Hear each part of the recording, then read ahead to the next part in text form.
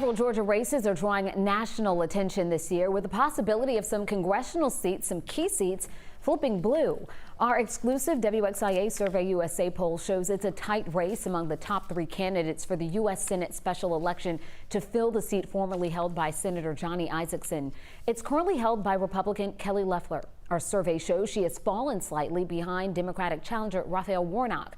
Republican Doug Collins, who's leaving his seat in the House to try for the Senate, comes in third.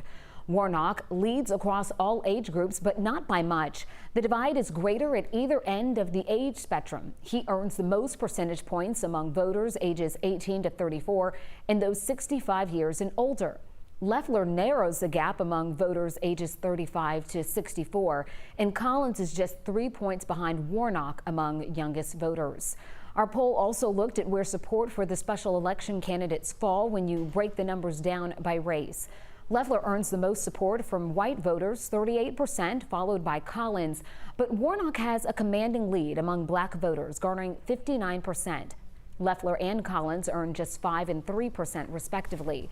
The lines are less clear among Hispanic voters, where among those surveyed, Warnock and Collins are just 4% apart. 20 days remain until the November election, and many of you are reaching out to us with your questions and concerns about making sure your vote counts. Our 11 Alive voter access team is working around the clock to bring you answers, so please keep reaching out, letting us know what's going on. You can email us at whereatlspeaks@11alive.com or text us at 404-885-7600.